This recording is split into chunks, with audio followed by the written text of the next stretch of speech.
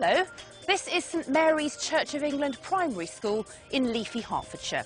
It's a school of 230 pupils set in beautiful grounds, but appearances can be deceptive. This school is not quite as green as it looks. And these are called what? Lettuce. Lettuce. Head teacher Helen Gill is on a mission to make St Mary's a sustainable school. If she can, she'd love to save money too. Are you going to walk along with me a little bit? So, why do you want to be a sustainable school? I think it's very important for our children to build up the life skills with us so they realise that they have a part to play in caring for their environment, and I think it's very important that we show them how to do that. Secondly, we're backed by the government's initiative by 2020 that schools are all sustainable. And do you think that going green could save the school money too? I think long term it will save the school an enormous amount of money. In the short term, I think it's our job to see how we can save money in terms of fuel and energy costs, show the children how we're doing that, and then afterwards get their support in ways they can see. Is saving money by going green quite as simple as Helen thinks it is? Green energy saving devices don't come cheap.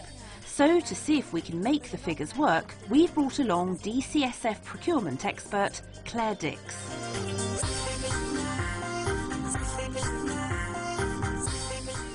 A look around the school reveals a typical 1960s build. The school has undertaken some green initiatives, installing water butts to collect rainwater, for example, but these don't give them massive savings. Their energy rating certificate shows an E grade, and the school can expect to pay around £11,000 a year for gas and electricity. Would you say you're a green school? I'd say we're trying to work towards it, and we've got elements of it. For example, we try to use as much as possible reclaimed materials, but I'd say it's limited. So how do you think that fits in with a sustainability agenda? I think we're doing bits depending on what's going on. So say, for example, the local authority have a recycling initiative and a competition, we'd sort of join in things like that. But I don't know how much it comes together as one picture. It seems to be various elements. What is it you're really looking to do? What I'm really looking to do is bringing all the elements together, and I hope to achieve that by, as a school, us developing a green team that consists of pupils from different year groups and different classes, at which they look at all the different elements, and as a team we bring them all together. Claire has a look around the school. Does she think they are following through with their green agenda? I think the school wants to follow through. The issue is that any energy saving initiative is quite expensive to invest in, and for that reason they need to understand when and if it's actually going to pay off. Well, to understand the sustainability issues that affect this school, we've brought along an expert building services sustainability engineer, Mark Hutchison from Consulting Engineers Dunwoody LLP.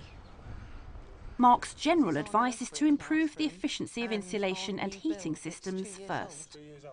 So all your insulation requirements would have already been dealt with? Yes. Well insulated, low energy. If these need renewing, then you can look at sustainable solutions. So next stop is the boiler room with Helen and site manager Ron. Well, as far as these boilers are concerned, it wouldn't make any economic sense to actually replace those. The payback periods would be extensive on that. The hot water boiler, on the other hand, it's seen better days, so yes, we can look at replacing that. We can also look at making that a bit more green. Have you any views as to anything that you would want to incorporate? Definitely something like solar panels, if that was possible, depending on the cost. Well, certainly solar panels are a good option. They are a sustainable solution. They will reduce your energy consumption. Solar panels here would be easy to fit, cost around £4,000, and depending on usage, could pay for themselves in under 10 years. And because the hot water boiler needs replacing anyway, this is a good investment for St Mary's. Next, the open-air swimming pool. This is most likely the reason the school got an E-grade energy rating. Has Mark any suggestions? There are things that you can do with the energy. You can look at using some solar matting to get some free heat from the sun, and you've got a gas-fired boiler unit. You can use a heat pump, which will reduce your energy consumption and will also reduce carbon emissions, so it's quite a sustainable option. A heat pump draws heat from the surrounding air, and for a pool like this would cost around £8,000. It could pay for itself in around 5 years. Inside, the school building is generally well insulated, and the new double glazing prevents heat loss. Only the roof lights are single glazed.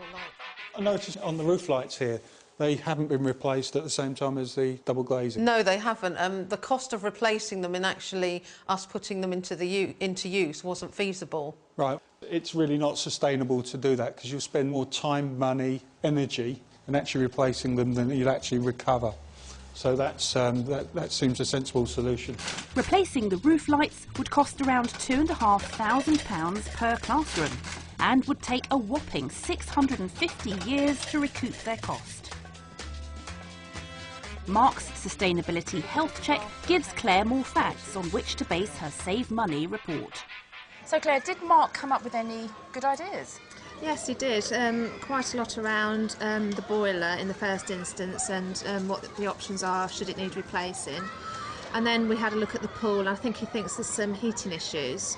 And are there any grants available for these kinds of improvements? Yes, there are, fortunately, because it's quite a capital outlay normally for any of these sorts of improvements.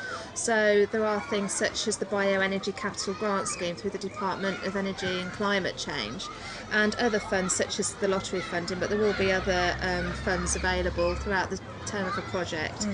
But there's also a new initiative through the government which is around the Energy Services Directive, and that's really about the purchase of goods and services in the future to make sure that they are actually energy efficient. Grants aren't universally available, so solar panels, matting and heat pumps could hit St Mary's school budget hard. But not all sustainable school actions cost money. Getting the whole school on board and turning all the pupils into carbon detectives is free. And sustainable development is also part of the curriculum. To give head Helen a glimpse of what is possible, we went to another school that takes green issues and puts them at the heart of its curriculum. Bowbridge Primary School in Newark. Here, the pupils are acutely aware of energy-saving issues. That's the bit where the wood is up. Alongside school buildings dating back to the 1940s is a new eco-building, with every green gizmo going. The features it's got to make it an eco-building include things like rainwater toilets, biomass boiler, passive solar energy, and solar panels for the hot water. But David is keen to be green across the whole school, so behaviour of pupils and staff is key. Someone said to me once that saving energy is 20% a technical solution and 80% a behaviour solution. So I think you can have all the wizardry in the world, but if you haven't got people who are aware of the need to save energy, then you're onto a loser. The other older buildings haven't got the high-tech energy-saving features, so it means that we've got to be even more vigilant in terms of not wasting energy in those buildings. An example of this is smart meters. These devices give real-time energy consumption figures, which the school can then analyse, changing behaviour accordingly.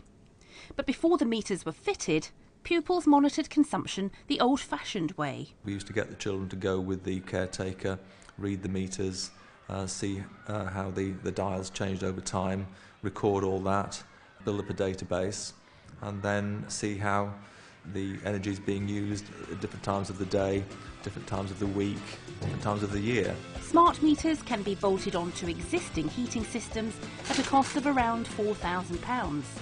If monitored carefully, they can cut fuel bills by as much as 20%. Impressive though the eco-building is, the real key to sustainability is the behaviour of the pupils. We go around the schools turning down the radiators and switching off lights and saving electricity and things. Well, we have like a team of people who cut down on all the electricity and all the water that's been wasted, and they're called the energy enforcers. Well, we all do it, but it's their job to make sure that everyone does it. They keep everyone in track and we do it. We like take the recycling, we actually sort out the rubbish ourselves when we put it into the bins.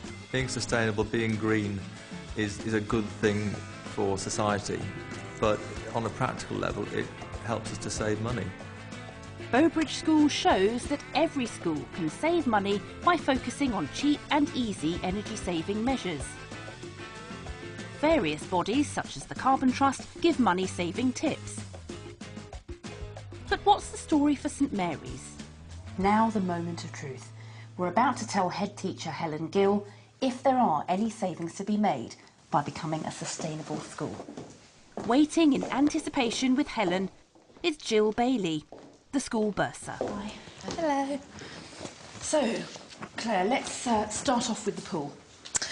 OK, firstly, we've had a look at how you're running the pool at the moment, and we've worked out that if you replace the gas boiler with a heat pump and add some solar matting, you would reduce your CO2 emissions immediately. Right. But you'll find that the benefits will also pay for itself within about 6 to 8 years, and could save around £2,100 a year. Sounds very good, doesn't it? Good. So, let's move on, Claire, to the hot water boiler. What news have you got? Right. The new hot water boiler will cost around £6,000. Right. But the one that's currently there is on its last leg, so I think it's getting to the point where you're going to have to replace it. Combining this with the solar panels that have also been discussed will cost around £4,000, but these would almost save about £500 a year and reduce your CO2 emissions by about 2 tonnes. So that really is two birds with one stone, isn't it? Yes. It's reducing your CO2 emissions and it's saving another £500 a year. So we're up to £2,600. And don't forget, you need to do a bit of research to find out what other funds are available if you're going to make any kind of investment in these sorts of areas. It doesn't all have to come from school funds. Right. So Claire, if Helen and her colleagues were able to draw everything together to create a really kind of whole school approach to eco-awareness, how much would that boost the savings by?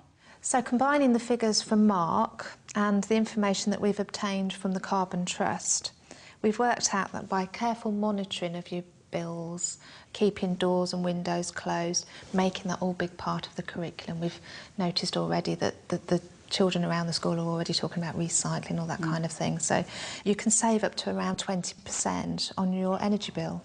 That's £1,700 a year. So combining all of those savings together, we've come up with a total saving figure of £4,300. Right. Now, what would you spend that kind of saving on? We have lots of ideas, Yes. don't we? I'm sure you do. What are your main priorities? I suppose our main priorities would be in developing the outside areas for the children. For us, it's interesting, and it's been a bit of an eye-opener into the little things that you can do, and also, you know, looking at what the other school's doing. That's given us some insight into ways forward. Yeah. We hope that you can make those savings and implement the things you've talked about. And it just goes to show that becoming a sustainable school really can save money. Yes.